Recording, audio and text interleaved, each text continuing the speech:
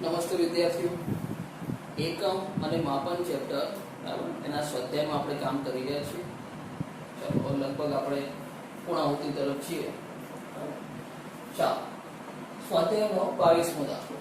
22મો દાખલો શું કહે છે? રકમ છે તમારી સમક્ષ, રકમ નોંધી શકો છો. બાકી હું માનું છું તમે બુક લઈને બેઠા છો. રકમ જોઈ લો. શું કહેવા માંગે છે? જે રીતે વિજ્ઞાનમાં સચોટ માપન જરૂરી છે તેવી જ રીતે અલ્પવિકસિત વિચારો તથા સામાન્ય માપનો દ્વારા રાશિનો સામાન્ય અંદાજ લગાવવો તેટલું જ મહત્વનું છે. જો અહીંયા શરૂઆતમાં શું કીધું? સચોટ માપન. સચોટ માપન જોઈએ છે. હવે શું કહી રહ્યા છે? અંદાજ લગાવવાનો. અંદાજ લગાવવાનું એટલું મહત્વ છે, એવું નહીં કે સચોટ માપનનું જ મહત્વ. અંદાજ લગાવવો પણ એટલું આવશ્યક છે એવું કહેવા માંગે છે. એટલું જ મહત્વનું છે. નીચે આપેલા અનુમાન લગાવી શકાય તે માટે ઉપાયો વિચારો. નીચે કંઈક પ્રશ્નો આપ્યા છે અને એના તમે અનુમાન લગાવી શકો એવા કંઈક ઉપાયો વિચારો. સાથે શું કીધું છે? જે અનુમાન મેળવવાનું અઘરું લાગે ત્યાં રાશિઓની મહત્તમ મર્યાદા મેળવવાનો પ્રયત્ન કરો. ક્યાંક એવું હોય જે જવાબ ના લઈ શકો તો જેટલા નજીક પહોંચી શકો એટલા નજીક પહોંચવાનો પ્રયત્ન કરો. ચાલો અહીં આપણને કેટલા પ્રશ્નો આપ્યા છે, વન બાય વન જોઈએ. આપણે તો શું કરવાનું છે? તો આપણે અનુમાન અનુમાન લગાવીને કામકાજ કરવાનું છે. એટલે જો હવે આપણે અત્યારે જે કામકાજ કરવા જઈ રહ્યા છીએ એ કેવું છે? તો એક્ઝેક્ટ પરફેક્ટ આંકડો નહીં મળે. ધારો કે અગાઉ વાત કરું શું કીધું છે? જે તે વિજ્ઞાનમાં સચોટ માપન જરૂરી છે. સચોટ માપન એટલે આપણે અગાઉ વાત કરી પેલી રોકેટ લોન્ચિંગ સિસ્ટમ, સેટેલાઇટને છોડતા હતા તો કેવું પ્રિસાઇઝ મૂલ્ય, બરાબર, ચોક્કસ સચોટ માપન આપણે મેળવતા હતા. માઇક્રો સેકન્ડ સુધી કામ કરતા હતા, બરાબર. ત્યાં જરૂરી છે. ત્યાં એવું નહીં કે એપ્રોક્સિમેટલી કરતો ચાલશે, એવું ના કરાય, બરાબર. રોકેટ ઊંધી દિશા નહીં ઉડે. ચાલો, તો એ જ પ્રમાણે અહીંયા એનાથી ઉલટી વાત કરી છે. ઉલટી કેવી? કે ભાઈ અંદાજો લગાવીને કામકાજ કરો. એવું એક્ઝેક્ટ મૂલ્ય નહીં જોયું, આશરે પડતું હશે તો પણ ચાલશે. સારું, કરીએ કામ. ચાલો, તો અહીં પહેલો પ્રશ્ન આપણને કરે છે કે ભાઈ વર્ષા ઋતુના સમયમાં ભારત ઉપર છવાયેલ વરસાદી વાદળોનું કુલ દળ. ચાલો, વર્ષા ઋતુ ચાલે છે, વરસાદ પણ પડે છે. હવે જ્યારે વાદળો બંધાયા હોય, બરાબર, વાદળો બંધાયા હોય તે વાદળોમાં આપણે શું કીધું છે? છવાયેલ વરસાદી વાદળોનું કુલ દળ. એ વરસાદી જેમાં વાદળ છે, જેમાં વરસાદ છે, બરાબર, તો એ વરસાદી વાદળનું દળ શોધવાનું છે. તો વાદળાનું દળ કેવી રીતના શોધવા છે, બરાબર? તો એના માટે આપણે કંઈક અંદાજ લગાવવાના છીએ. એક્ઝેક્ટ મૂલ્ય તો મળી શકે નહીં. એવું તો નથી કે મારી પાસે ત્રાજવું હોય ને એક ત્રાજવાની અંદર વરસાદી વાદળો મૂકી દઉં, વાદળામાં મૂકી દઉં, આ બાજુ માપી લઉં. એવી તો કોઈ ખુલ્લા શક્ય નથી, બરાબર. કેમ મજાક કરો છો? હા, સારું. તો હવે વરસાદી વાદળોનું મારે દળ શોધવું છે. દળ શોધવા માટે આપણે શું અંદાજ લગાવી શકીએ? કેવી રીતના શોધી શકીએ? ચલો, એ શું કહી રહ્યા છે આપણને કે ભાઈ વરસાદી વાદળોનું ઉપર છવાયેલ વરસાદી વાદળોનું કુલ દળ શોધો. દળ શોધવા માટે હું શું મદદ લઈ રહ્યો છું? તો પહેલા તો કે ભાઈ વર્ષા ઋતુમાં, બરાબર, ભારતમાં આપણે ભારત દેશની વાત કરીએ, બરાબર, તો કે ભારત દેશમાં આ જે વાદળો છે, બરાબર, એ વાદળો જે વરસાદ આપણે વર્ષા ઋતુમાં પડે છે એ આશરે કેટલો છે? હવામાન શાસ્ત્રની મુલાકાત લેવી પડે અને એ આપણને જે આંકડા આપે આપણે કંઈ વાત કરવા બેઠા નથી. શું વાત કરી રહ્યો છું કે ભાઈ દર વર્ષે વર્ષા ઋતુમાં ચોમાસામાં વરસાદ પડે. આ વખતે પડે, એના પછીના ચોમાસામાં, બરાબર, દર વખતે જે વરસાદ પડે તો એનો અંદાજ આપણે કાઢી શકીએ. જો પેલા દરેક અવલોકન લઈએ અને અવલોકનની પછી શું કરીએ? સરેરાશ કરીએ.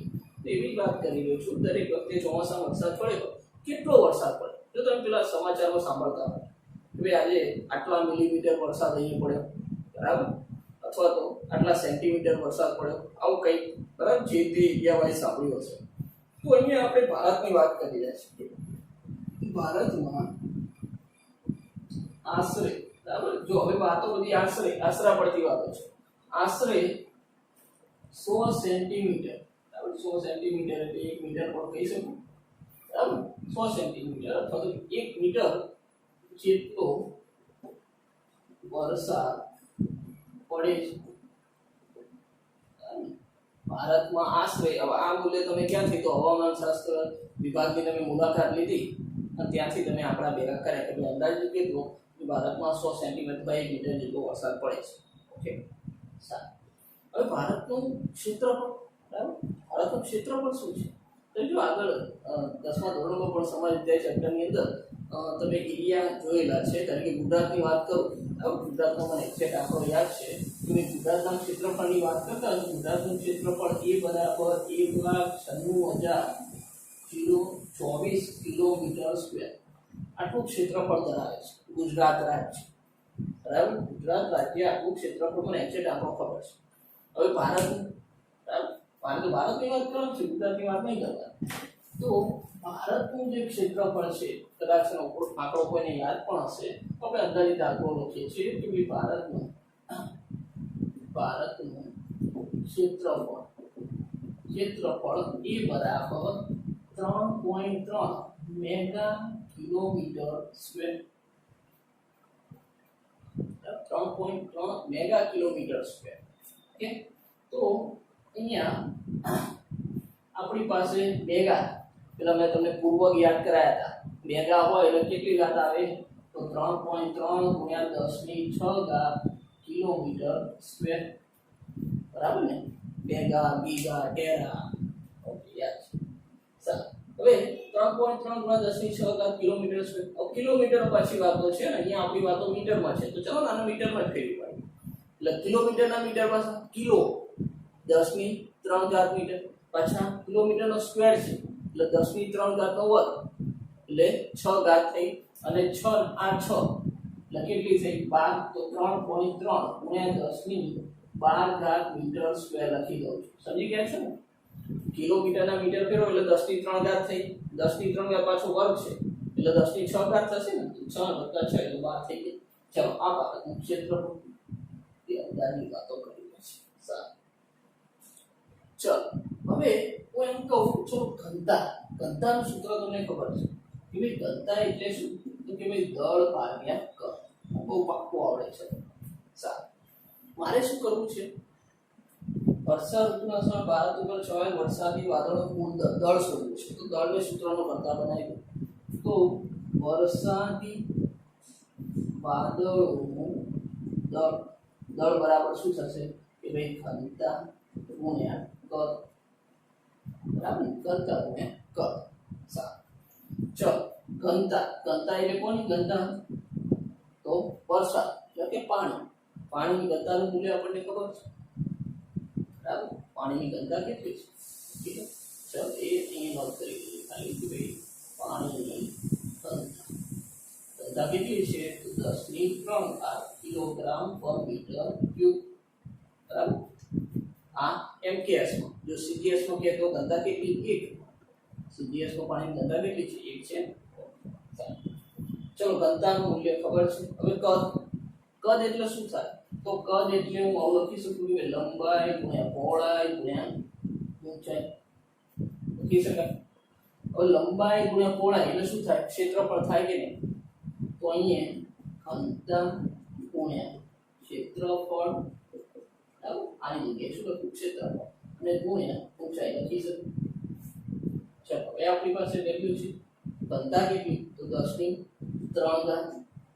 ક્ષેત્રફળ કેટલું, બરાબર, અંદાજિત મૂલ્ય છે આપણી પાસે, તો 3.3 ગુણ્યા 10⁻12, અને ઊંચાઈ કેટલો વરસાદ પડ્યો ભારતમાં, આશરે કેટલો, 100 સેન્ટીમીટર, 1 મીટર જેટલો વરસાદ પડે છે. ઊંચાઈ કેટલી, 1 મીટર, અહીંયા ગુણ્યા 1. સમજાય છે ને? ચાલો, કેટલા થશે, તો 3.3 ગુણ્યા 12 છે 3 એટલે 10⁻15 શું છે, દળ છે. એકમ કયો, કિલોગ્રામ. સમજો, જો મારું કામકાજ બધું આશરે પડતેલું છે, બરાબર. એવું એક્ઝેક્ટ મૂલ્યની અપેક્ષા ના રાખી શકો. ભારતમાં આશરે 1 મીટર જેટલો વરસાદ પડે, બરાબર. એટલે દર વખતે કંઈક ફેરફાર પણ હોય એની અંદર થોડો ઘણો, આપણે તો એક મૂલ્ય લઈ. ચલો ઘનતા તો મને ખબર છે. ક્ષેત્રફળ પણ આપણે શું કહેવાય, રાઉન્ડ ફિગર ટાઈપનો આંકડો લીધો છે, બરાબર, એક્ઝેક્ટ આંકડો નથી લીધો. ત્યારબાદ આપણે ઘનતા ખબર છે, ક્ષેત્રફળ, ઊંચાઈ મૂકી દીધી, બરાબર. તો આટલું કંઈ વરસાદી વાદળોનું દળ મળે. ચલો ક્લિયર, પહેલો મુદ્દો. તો આપણું કામ કેવું, આશરે પડતું, પણ આશરે પડતું તોય નજીકનું મૂલ્ય મેળવ્યું. આ કેવું કહેવાય, નજીકનું મૂલ્ય. તો વાદળોનું દળ તો આપણે મેળવી ના શકીએ, પણ આવી રીતના નજીકનું મૂલ્ય તો મેળવી શકીએ. ચલો નોંધ કરી લો. બધું આપણું કામ આશરે પડતું હશે, ચોક્કસ મૂલ્ય સાથે આપણે લેવા દેવા નથી. ચલો થઈ ગયું, પેલો મુદ્દો ક્લિયર. Okay ready. ચાલો હવે બી જોઈએ, બરાબર. બી ની રકમ વાંચી શું કહે છે? બી ની રકમ વાંચો, બરાબર.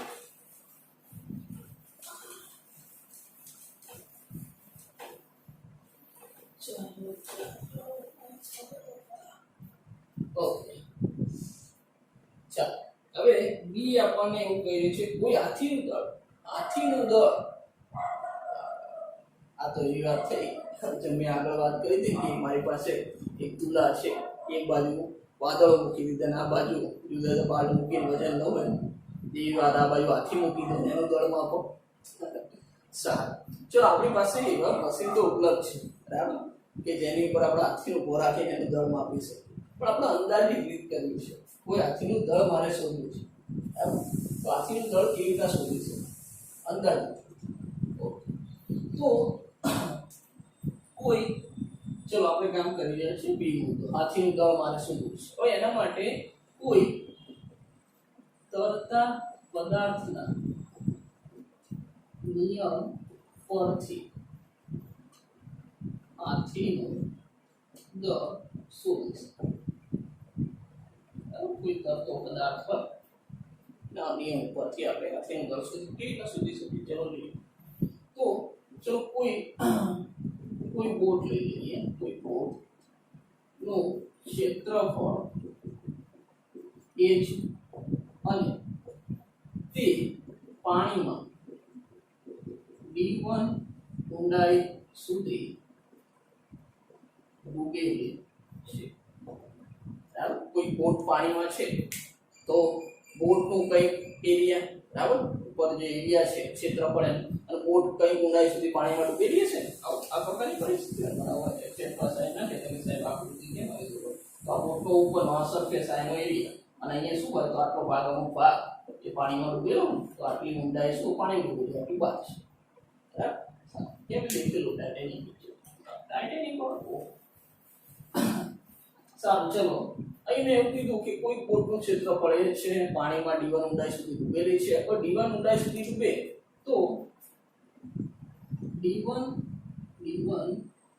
ઊંડાઈ સુધી ડૂબતા થયેલ પાણીને સ્થાનાંતરનું ક. ચાલો હવે જેટલું તમે આ d1 ઊંડાઈ સુધી બોટ ડૂબી, એટલે જેટલું ડૂબી એટલું પાણી શું થયું ત્યાંથી સ્થાનાંતર થયું. કોઈ પદાર્થ પાણીમાં ડૂબે તો એટલું પાણી શું થાય ત્યાંથી સ્થાનાંતરિત થાય. તો એ સ્થાનાંતરિત થયેલ પાણીનું કદ એ નામ આપું છું v1. v1 બરાબર શું થશે તો ક્ષેત્રફળ a d1 થશે. યાદ કરો કદનું સૂત્ર શું? લંબાઈ ગુણ્યા પહોળાઈ ગુણ્યા ઊંચાઈ. અને લંબાઈ પહોળાઈ એટલે શું થાય? ક્ષેત્રફળ થાય કે નહીં? બરાબર, ફરીથી નહીં લખતું. લંબાઈ પહોળાઈ એટલે ક્ષેત્રફળ અને ઊંડાઈ તો ઊંચાઈ તો, બરાબર. અત્યારે આપણે ઊંડાઈની વાત કરીએ તો d1. તો કદનું સૂત્ર ક્ષેત્રફળ ગુણ્યા ઊંડાઈ થાય કે નહીં? તો સ્થાનાંતર થયેલ પાણીનું કદ આટલું થાય. હવે એક કામ કરીએ છીએ કે આ બોટમાં હાથીને મુકતા, ચલો હાથી ગાડી લો બોટની અંદર, હાથી બોટમાં બેસાડી દો. મોટી બોટ વિચારજો, આવડી નાની વિચારી ના બેસે. આ બોટમાં હાથીને મુકતા, બરાબર. હવે શું થાય? હાથી આ બોટમાં બેઠો, તમને ખબર કે પહેલા કઈ ઊંડાઈ હતી? મેં જો આ પ્રકારની બોટ દર્શાવી, બહુ ગંદી દર્શાવી છે, બરાબર, પણ સમજી લો ખાલી ઉદાહરણ માટે. આ d1 ઊંડાઈ એ ક્યાં કરે, બરાબર.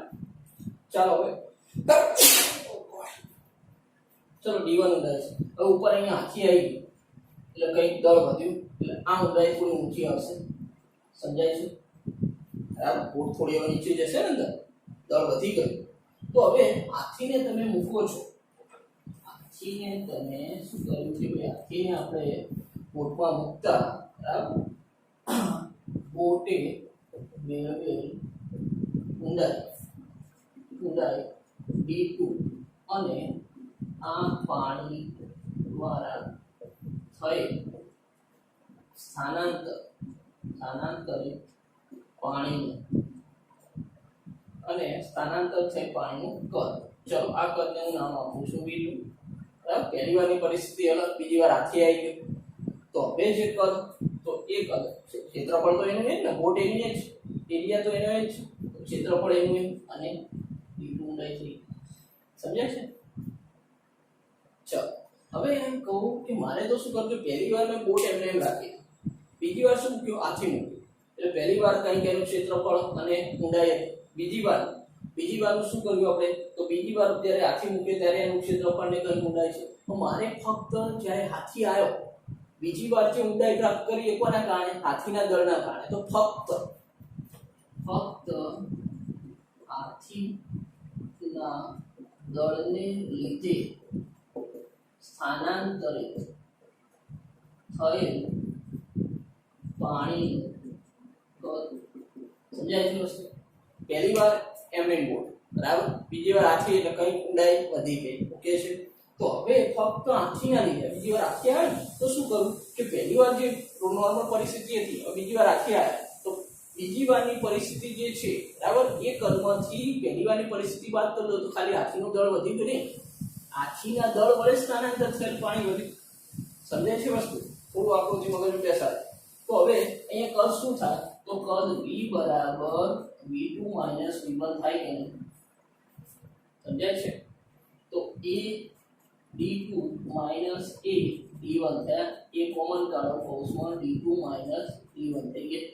આટલું કદ મળે.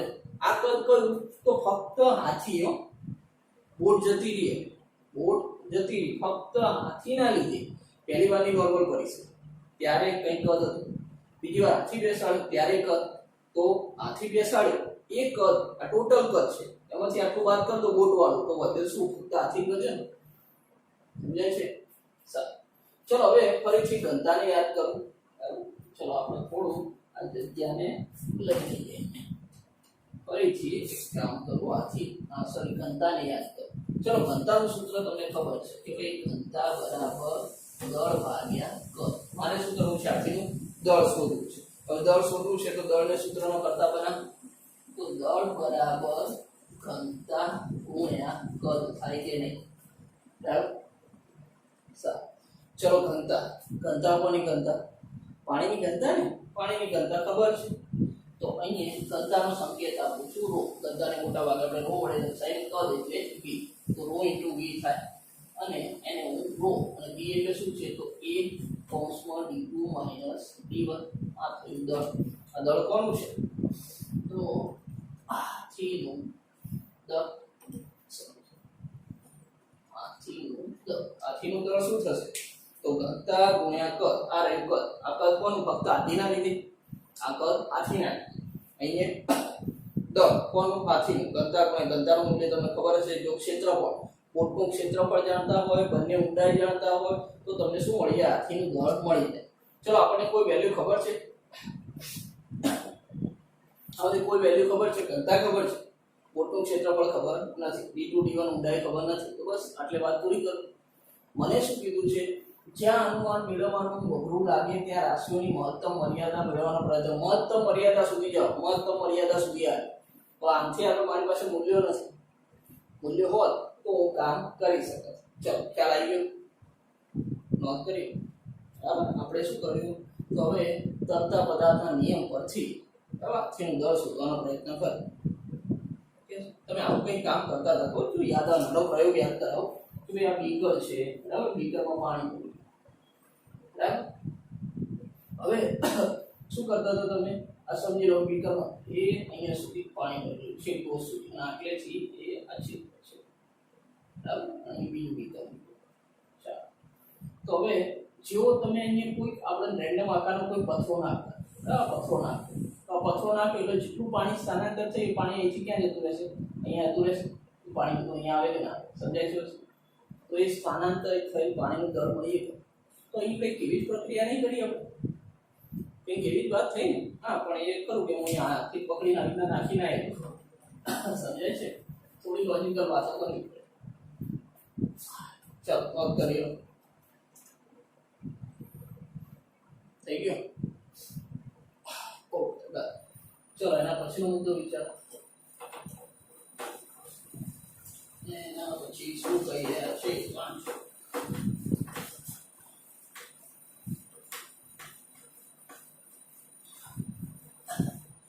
ચાલો, કોઈ આંધી દરમિયાન પવનની ઝડપ આંધી આવી છે બધા ઘરમાં જતા રહેજો કોઈ બહાર ના પડતા. ચલો, સી મુદ્દો શું કીધું છે? કોઈ આંધી દરમિયાન પવનની ઝડપ. સારું ભાઈ, અહીંયા મને પવનની ઝડપ મેળવવાનું કીધું આંધી દરમિયાન. તો હું એક પરિસ્થિતિ વિચારું છું. આના માટે એવી પરિસ્થિતિ લઉં છું કે ભાઈ અહીંયા એ આ ગ્રાઉન્ડ ઉપર બરાબર જમીન છે, આ ગ્રાઉન્ડ ઉપર અહીંયા આ પોઈન્ટ એ થી અહીંયાથી એક ફૂગો હવામાં આગળ થાય બરાબર. આ એક ફૂગો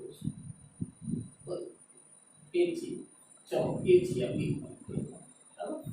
આ ફૂગાના આ રીતના પેલા તમે ખબર મોટી મોટી સિટીની અંદર, મેગા સિટીની અંદર પેલા મોટા બલૂન લટકાવે છે. મોટા બલૂનો એડવર્ટાઇઝ ઉપર મારેલી પર જોયા હોય તો આવું છે એક બલૂન મેં આ રીતના રાખ્યો છે. હવે જમીનથી આપણે કંઈક ઊંચાઈએ બરાબર, અને આ ઊંચાઈ નામ આપી દઉં એચ. એવું કહી દઉં કે ભાઈ જમીનથી એચ ઊંચાઈ એક ફૂગો ગોઠવે છે. ઓકે, સારું.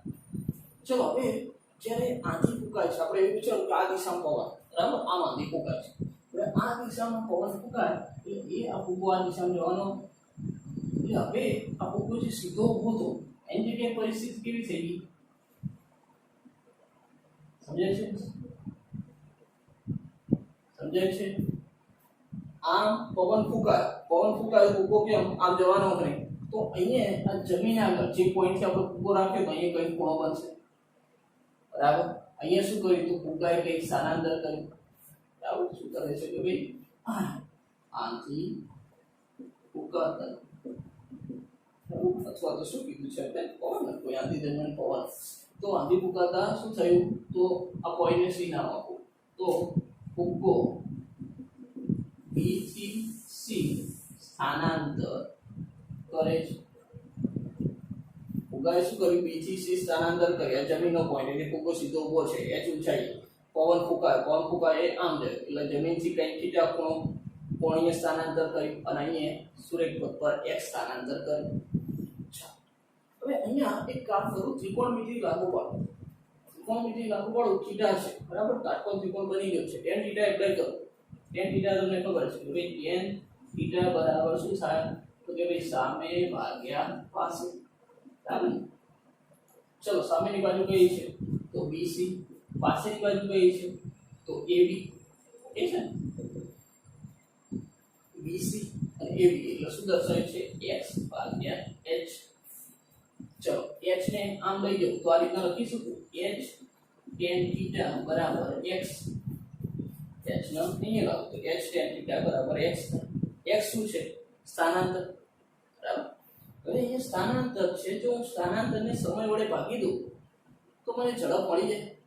આમ તો ઝડપ અંતર ભાગ્યા સમય કહો કે સ્થાનાંતર ભાગ્યા સમય કહો, આપણે ફક્ત મૂલ્યની વાત કરવી છે બરાબર. અત્યારે દિશાની વાતો નથી કરવી, દિશા ફિક્સ છે આપણે લીધી છે. ચલો, તો અહીંયા શું કરવું તો ડાબા અને જમણા ટી વડે ભાગ બરાબર. ક્યાંક કંઈક સમય લાગ્યો છે બરાબર. અહીંયા આ ચલો પવન ફૂંકાય અહીંયાથી અહીંયા પહોંચતા આખું સ્થાનાંતર કરતા કંઈક સમય લાગ્યો છે. કેટલો સમય તો t જેટલો સમય લાગે. તો h tan થીટા ભાગ્યા t બરાબર x ભાગ્યા t. સ્થાનાંતર ભાગ્યા સમય આ શું દર્શાવે છે? ચલો સાદી લખો, સ્થાનાંતર ભાગ્યા સમય. અને સ્થાનાંતર ભાગ્યા સમય સૂત્ર યાદ કરો કોનું છે? ઝડપ અથવા તો પછી વેગ. તો અહીંયા b આના બરાબર શું થઈ ગયો? b h tan થીટા ભાગ્યા t બરાબર શું થઈ ગયું? b થઈ ગયું. ચલો, ઝડપનું સૂત્ર આવી ગયું અથવા તો વેગ બરાબર. વેગ પણ ઝડપમાં ખાલી એટલો જ ફરક છે કે લંબ દિશાનો નિર્દેશ કરીએ છીએ. આના પછીના ચેપ્ટરમાં એની ચર્ચા કરીશું બરાબર. સુરેખ પથ પર ગતિ ત્રીજું ચેપ્ટર. ચલો, v મળી ગયું. આ કોઈ આંધી દરમિયાન પવનની ઝડપ v આ સૂત્ર આધારે મળે. તો આપણે અહીંયા શું ખબર હોવી જોઈએ તો અહીંયા h એટલે કેટલી ઊંચાઈ તમે બલૂન ગોઠવ્યો છે tan થીટા, તો કેટલું કોણીય સ્થાન, થીટા શું કહેવાય? કોણીય સ્થાન. કેટલો ખૂણો બનાવ્યો એ ખૂણો ખબર હોવી જોઈએ. અને બીજું સમય, કેટલા સમયમાં અહીંયાથી અહીંયા ગયો બીજી શીખાય એ સમય ખબર હોય તો ઝડપ મળી કંઈ વેલ્યુ છે આપણી પાસે નથી. તો આપણે તો આશ્રય પરથી વાત કરી રહ્યા કે આવું લોજિક દોડાઈ અને હું ઝડપ શોધીશ. સમજ્યા? આશ્રય પડતું મારું દિમાગમાં આવું વર્ણન કરી અને હું શું કરી શકું તો કોઈ આની દરમિયાન પવનની ઝડપ શોધી શકું એવું કહેવા માંગુ છું. ચલો ક્લિયર? નોંધ કરી લો મુદ્દો, નોંધ કરી લો. 1 2 3 આપણે અંદાજો મારી દીધી. સારું, ચલો અંદાજો નજીકમાં હોવો જોઈએ પછી બહુ દૂર નહીં. સારું, ચલો એના પછીની વાંચો શું કહી છે.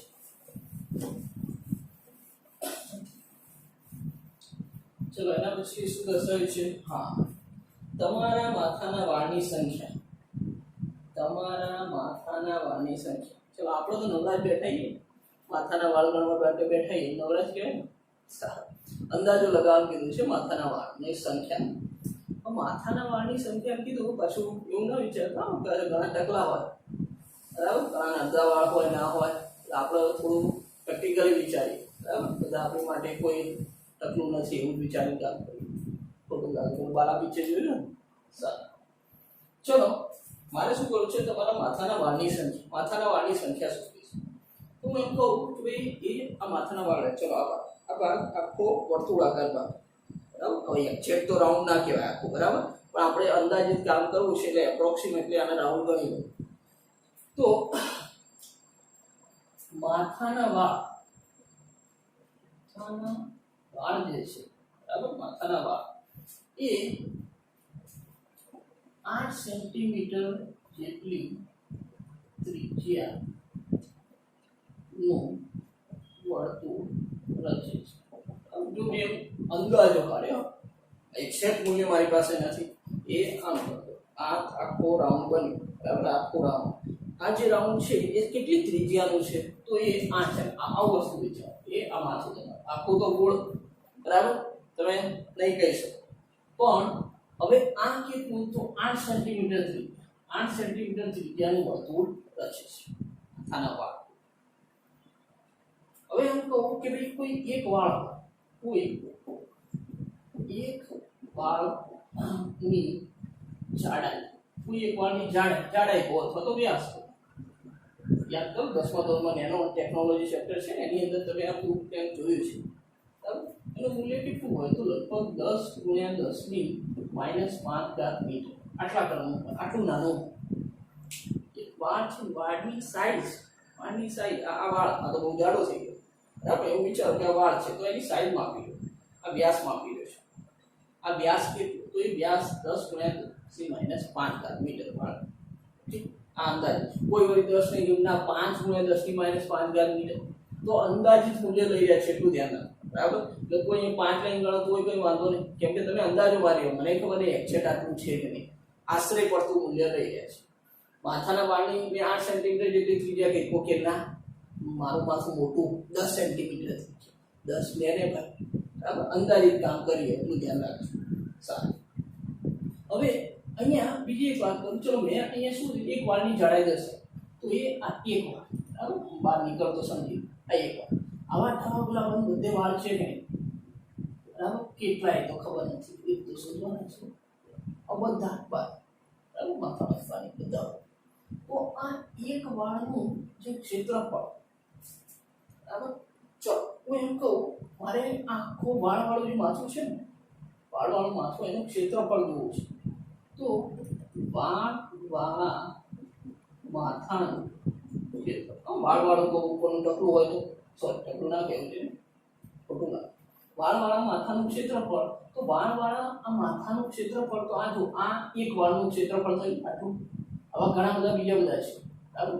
તો એક વાળનું ક્ષેત્રફળ ગુણ્યા કુલ વાળની સંખ્યા. સમજાય છે?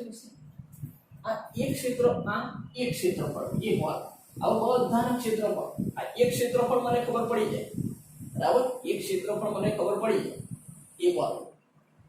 એક વાળનું ક્ષેત્રફળ અથવા સાઈઝ ખબર પડી જાય, તો એને હું આ બધા વાળની સંખ્યા વડે ગુણી કાઢું તો મને આ ટોટલ વાળવાળા માથાનું ક્ષેત્રફળ ખબર પડી જાય કે નહીં. આ એકનું ખબર પડી, આવા બધા ગણી કાઢો તો બધા કેટલા 100 છે, તો 100 ગુણ્યા 1 આ જે ક્ષેત્રફળ એ કરી દો તો મને વાળ ટોટલ માથાનું ક્ષેત્રફળ મળી જાય. પડી ગયું. ચાલો હવે મારે તો હું થયું તમારા માથાના વાળની સંખ્યા, તો આ જે કુલ વાળની સંખ્યા, માથાના કુલ વાળની સંખ્યા, ચલો આ કુલ વાળની સંખ્યા છે ને એના સૂત્રનો કરતા બનાવો તો આના છેદમાં મૂકી દઉં, બરાબર, અને આ બાજુ લાવી દો તો શું થશે, વાળા માથાનું ક્ષેત્રફળ ભાગ્યા એક વાળનું ક્ષેત્રફળ. સમજાય છે? બરાબર. અને કુલ વાળની સંખ્યાના સૂત્ર કે આપણે શોધવાનું શું છે, તો આ માથાના કુલ વાળ શોધવાના ને, કુલ વાળ કેટલા, તો એનું સૂત્રનો કરતા બનાવો તો વાળવાળા માથા આના છેદમાં આવી જશે. ઓકે, સારું. વાળવાળા માથાનું ક્ષેત્રફળ કેટલું, તો એને તો વાળવાળા માથું જે છે મેં એને કેવું ગણ્યું, વર્તુળ ગણ્યું, અને વર્તુળનું ક્ષેત્રફળ કેટલું, વર્તુળનું ક્ષેત્રફળ પાઈ આર સ્ક્વેર, વર્તુળનું ક્ષેત્રફળ કેટલું, પાઈ આર સ્ક્વેર. સમજાય છે? મેં અંદાજ મારે છે, હવે એવું તો કોઈ કમ્પ્લીટ બોર્ડ નહીં હોવાનું, પણ મેં વર્તુળ એ માટે લીધું કે એનું ક્ષેત્રફળ હું જાણું છું, અહીંયા ઉતારી શકું માટે. ચલો સમજી ગયા? હા, એક વાળનું ક્ષેત્રફળ, તો હવે આ એક વાળ છે, આ એક જ વાળ, આ એક વાળનું ક્ષેત્રફળ કેટલું, તો એના વ્યાસ જેટલું ને, એક વાળનું ક્ષેત્રફળ એટલે એની સાઈઝ કેટલી થાય, વ્યાસ જેટલી થાય ને, સાઈઝ કેટલી થાય, વ્યાસ જેટલી. ચલો તો હવે આ એક વાળ હોય, આ એક વાળ એટલે શું છે મારી પાસે, એક વાળ એટલે એક વર્તુળ થયો કે નહીં, આ એક વાળ સમજી લો, આ બહુ જાડો છે, આ બહુ જાડો વાળ સમજી લો, પણ આ એક વાળ સમજો. તો આનું ક્ષેત્રફળ આ પણ શું થયો, અહીંયાથી ભાગ જો, આ ભાગ એ અહીંયા, તો આ ભાગ અહીંયા માટે તો શું થયું, વર્તુળ જ થયું ને, આ બધા વર્તુળ જ છે ને બધા વાળે, તો આ એક વાળનું ક્ષેત્રફળ એટલે શું થાય, પાઈ આર સ્ક્વેર થાય કે નહીં થાય. ચલો આને કેપિટલ આર નામ આપી દો એટલે બે અલગ પડે. આ ટોટલ માથાનું છે અને આ ફક્ત એક વાળનું છે. સમજાય છે વસ્તુ? આ ફક્ત એક વાળની વાત કરી, આ ટોટલ માથાની વાત કરી. સારું, ચલો હવે અહીંયા પાઈ આર સ્ક્વેર, આ આર કેટલો છે, તો આર બરાબર 8 સેન્ટીમીટર એટલે કે 0.08 મીટર થઈ ગઈ. સેન્ટીમીટર ને મીટરમાં કન્વર્ટ કરો, 100 સેન્ટીમીટર બરાબર 1 મીટર, તો આપેલ સેન્ટીમીટર બરાબર કેટલા, રાશિ મૂકી દેવાની. તો ચલો અહીંયા પાઈ કૌંસમાં 0.08 આખાનો ભાગ, ચલો 5 આ ત્રિજ્યા, આ કોની ત્રિજ્યા, તો ફક્ત એક વાળ. હવે એક વાળનો તમને વ્યાસ ખબર છે,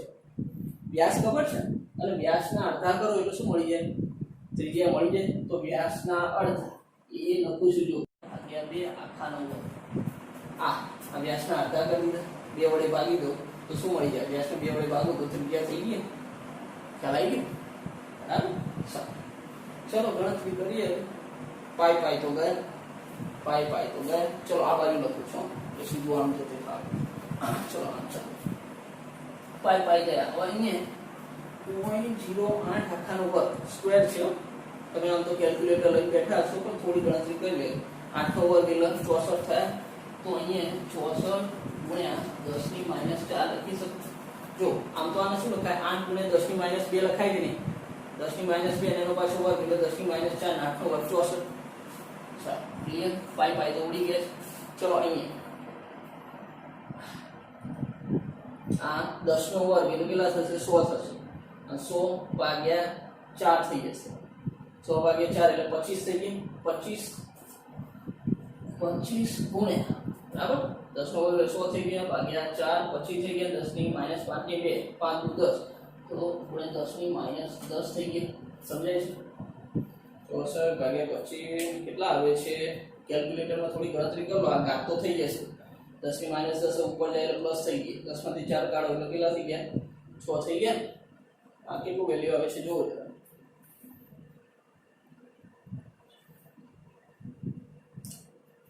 ચલો વેલ્યુ કેટલી આવી, તો 2.56 ગુણ્યા 10 ની 6 બરાબર 12 ની સંખ્યા. આટલા વાળા આવ્યા, બરાબર. આપણે આમ ચાલે પણ આ રસ્તો બતાવવો પડે, ભૂલી જાય બોર્ડમાં શોધો આવે છે. ચલો શું કામ કર્યું, અહીંયા કેલ્ક્યુલેટરમાં ગણતરી કરતા જ આપણું મૂલ્ય હશે. શું કામ કર્યું જોયું. આપણું જે માથું છે એને મેં વર્તુળ ધાર્યું, બરાબર, ટોટલી વર્તુળ નથી, અંદાજિત કામ. પરંતુ ધારવું કેટલું 8 સેન્ટીમીટરનું, કોઈ કે 10 સેન્ટીમીટર ધારવું તો એને જે મૂલ્ય લેવું હોય લઈ શકે. ચાલો નજીકનું મૂલ્ય લેવાનું, બહુ પછી હાવ રેન્ડમલી બહુ બહાર જતા એવું ના થાય. કોઈ એક વાળની જાડાઈ તો આટલી જાડાઈ છે અંદાજિત. હવે આ એક વાળ ગણો, આ એક વાળ, આ બધા વાળ ભેગા થઈને આ શું બન્યું? પાછું બન્યું. તો વાળવાળા માથાનું જે આ ટોટલી ક્ષેત્રફળ છે, તો એક વાળનું જે ક્ષેત્રફળ હોય એના બધા વાળની સંખ્યા વડે ગુણી કરો તો આ ટોટલ ક્ષેત્રફળ મળી જાય કે નહીં? સમજાય છે? અને માથાના કુલ વાળની સંખ્યાને સૂત્રમાં કરતા બનાવો, ભાગાકાર કરો, ગણતરી કરો. આવી ગયું? ચાલો ક્લિયર? ક્લિયર. ઓકે ચાલો બંધ કરી. અંદાજિત કામકાજ છે. હા, બધાના વાળની સંખ્યા આટલી ના બરાબર, અલગ અલગ હોય છે અને તમને ખબર છે ટકલો હોય તો ઓછા થાય, પાછું ટકલો યાદ આવે. ચલો નેક્સ્ટ મુદ્દો વાંચો, શું કહે છે નેક્સ્ટ મુદ્દો? જો શું કહેવા માંગે છે, રકમ વાંચી લેવાની. બરાબર, અંદાજિત કામકાજ થોડું વિચારતા થાવ, થોડી ગરમી હોય છે. તમારા વર્તનમાં વાયુના અણુઓની સંખ્યા. આપણે જોરદાર નવરા બેઠા, પેલા વાળ ગણવાનું કીધું, નવરા બેઠા વાળ ગણો. હવે શું કીધું?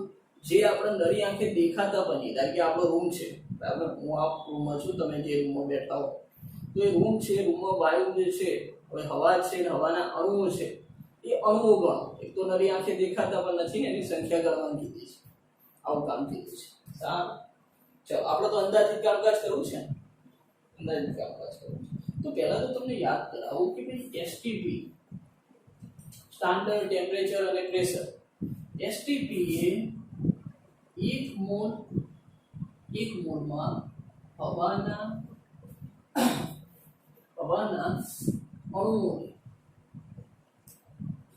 અણુઓનું જે કુલ કદ કેટલું હોય? તો કદ 22.4 લીટર હોય. એસટીપી એ 1 મોલમાં હવાના અણુનું કદ, સ્ટાન્ડર્ડ ટેમ્પરેચર અને પ્રેશર. કેમ કદાચ આગળ આવ્યું ના આવ્યું હોય તો પાછળના ચેપ્ટરમાં આપણે વાત કરવાની છે. કદ કેટલું છે? 22.4 લીટર. લીટર આવ્યું, મારે કદની વાતો એટલે કઈ એકમમાં કરવું? મીટર ક્યુબમાં કરું. તો લીટરના પાછું મીટર ક્યુબમાં ફેરવી કાઢું તો શું થશે? 22.4 ગુણ્યા 10⁻³ મીટર ક્યુબ. ક્યાં જવાબ આવવાનો છે?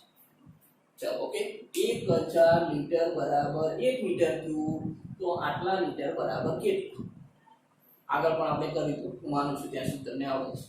સારું, ચલો અહીંયા 1 મોલ જે અણુઓ છે એનું કદ લખ્યું. હવે 1 મોલમાં અણુઓની જે સંખ્યા હોય એ સંખ્યા કેટલી? સંખ્યા એવો કેટલો અંક કેટલો?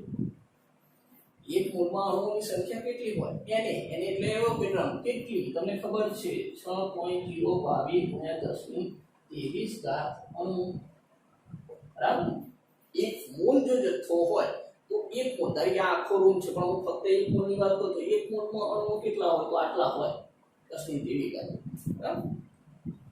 હવે જો આપણો જે રૂમ છે અંદાજિત, આમ તો દરેકના રૂમ થોડા અલગ અલગ હોઈ શકે, નાના મોટા, પણ આપણે તો અંદાજ કાઢીએ તો સામાન્ય વર્ગખંડનું કદ, કોઈ સામાન્ય વર્ગખંડ હોય એનું કદ કેટલું હોય? કદ લંબાઈ ગુણ્યા પહોળાઈ ગુણ્યા ઊંચાઈ. બરાબર, તો એ લગભગ 10 મીટર ગુણ્યા 5 મીટર. લંબાઈ, પહોળાઈ અને ઊંચાઈ, લંબાઈ, પહોળાઈ, ઊંચાઈ આટલી અંદાજિત હોઈ શકે. બરાબર, ઓકે ના 8, 8, 5 એનો વર્ગખંડ એટલો હશે. બરાબર, પણ આપણે તો રેન્ડમલી જ કામ કરીએ, અંદાજિત કામ કરીએ. મારો આવું તો મારા વર્ગખંડની વાત કર, મારા આવો છે, બસ તમારું આપી દો. ચાલો અંદાજિત કામ તો કેટલું થયું? કે 500 મીટર ક્યુબ થયું. આપણો થોડો વ્યવસ્થિત ગણતરી કરવામાં ફાવે એવું. બરાબર, તમે તમારી રીતના વર્ગખંડ ભાઈ હાવ નાનો લખો એવું તો શક્ય ના થાય. કોઈ 1 મીટર નો આવડો ચોકડી જેવું તો ના હોય, બાથરૂમ જેવું તો વિચારી શકો છો અંદાજ સારો કાઢવાનો. ચલો આપણો વર્ગખંડનું કદ આટલું. હવે મારે શું કરવાનું કે ભાઈ આપણા વર્ગખંડમાં વાયુના અણુઓની સંખ્યા ગણવાની છે. તો જો મને એ ખબર છે કે ભાઈ આટલું 1 મોલ, બરાબર, 1 મોલ એટલે કે 1 મોલમાં કદ કેટલું છે? આટલું. તો 22.4 ગુણ્યા 10⁻³ મીટર ક્યુબ કદમાં જે અણુઓની સંખ્યા જે છે એ સંખ્યા કેટલી છે? તો એ સંખ્યા 6.022 ગુણ્યા 10 ની 23 અણુઓ છે. બરાબર? આ તો ક્લિયર? સાચી વાત. આટલું કદ હોય તો આટલા કદ, આટલું કદ એટલે કેટલું? 1 મોલ જથ્થો થાય. 1 મોલ જથ્થો એટલે અણુઓની સંખ્યા કેટલી? 8. તો આટલું કદ હશે, ક્યાંક 22.4 લિટર કદ હશે, તો એ કદમાં અણુઓ કેટલા હશે? તો અણુઓ આટલા હશે. હવે મારું જે વર્ગખંડ છે એ વર્ગખંડનું કદ કેટલું છે? તો વર્ગખંડનું કદ કેટલું? તો 500 મીટર ક્યુબ કદમાં અણુઓની સંખ્યા કેટલી? સમજાય છે? દ્વિરાશી મૂકી દીધી. દ્વિરાશી મૂકી કે ભાઈ આટલું જો કદ છે તો એમાં અણુઓની સંખ્યા આટલી છે, તો મારી પાસે ઓડો કેટલો? 500 મીટર ક્યુબ. આટલું કદ હોય તો એમાં અણુઓની સંખ્યા કેટલી? દ્વિરાશી મૂકી કાઢ. ચલો ચોકડી ગુણાકાર કરી દો. શું થશે? તો કે ભાઈ 500 ગુણ્યા 6.022 ગુણ્યા 10 ની 23 ઘાત ભાગ્યા કેટલું છે? 22.4 ગુણ્યા 10 ની -3 ઘાત. બરાબર? ચાલો -3 ને ઉપર લઈ જાઓ એટલે કેટલા થશે? 26 ઘાત થાય. બરાબર? ગણતરી કરો અને ગુણાકાર કરો, ભાગાકાર કરો, ગણતરી કરો. કેલ્ક્યુલેટર લઈ બેસવાનું. એ તમને પહેલા કીધું હો. કેલ્ક્યુલેટર લઈને જાતે ગણતરી કરવાની. દાખલાનો નિયમ જ છે. પહેલા તો રકમ જો, રકમને બે એકવાર વાંચો, સમજો શું કહેવા માંગે છે, શું શોધવાનું છે અને એના માટે શું આપેલું છે. બરાબર? ત્યારબાદ એક સરસ કેલ્ક્યુલેટર લઈ બેસવાનું. જરૂર પડે ત્યાં લોક ટેબલ પર લઈ બેસવાનું. ત્યારે દાખલો ગણાય. બરાબર? સારું. ચલો આનું મૂલ્ય કેટલું આવે છે જોઈ લેજો. ચાલો અહીંયા 1.34 ગુણ્યા 10 ની 28 ઘાત અણુઓ હશે. બરાબર? તો તમારા વર્ગખંડમાં વાયુના અણુઓની સંખ્યા આટલા અણુઓ હશે, 10 ની 28 ઘાત જેટલું. કેટલું કદ હોય આટલું? આટલો ઓરડો હોય તો મારો ઓરડો કેટલો? તો લંબાઈ, પહોળાઈ અને ઊંચાઈ આટલો ઓરડો હોય 500 મીટર ક્યુબનો, તો એમાં અણુઓની સંખ્યા આટલી આવે. ચાલો ક્લિયર? બધું અંદાજિત કામ કરો. આગળ આપણે પ્રિસાઇઝ વાતો કરતા હતા. પ્રિસાઇઝ એટલે ચોક્કસ વાતો કરી. બરાબર? જ્યારે પરમાણુના દળ માપવા હતા ત્યારે પણ માસ સ્પેક્ટ્રોગ્રાફનો ઉપયોગ કર્યો. ચોક્કસ દળમાં આપ્યું, 10 ની -30 કિલોગ્રામ સુધીનું આપ્યું. આંકડા પરફેક્ટ લેતા હતા, એમાં ભૂલ થાય ના ચાલે. અને હવે આની અંદર તો ઘણા રેન્ડમ આંકડા હોય, ધારો કે કોઈ આ કદ અલગ લઈને ગણ્યું હોય, 8 8 અને અહીંયા 4 લઈને ગણ્યું હોય તો એને જવાબ અલગ આવવાનો છે. પણ એ કામ તો ઓકે કરે. બરાબર? કામ એને વૈજ્ઞાનિક ઢબથી કર્યું. આ કામ કેવું? એને વૈજ્ઞાનિક ઢબથી કરી કહેવાય. બરાબર? તો અંદાજિત કામકાજ આ રીતે આપણે કરી શકીએ. ચાલો ક્લિયર?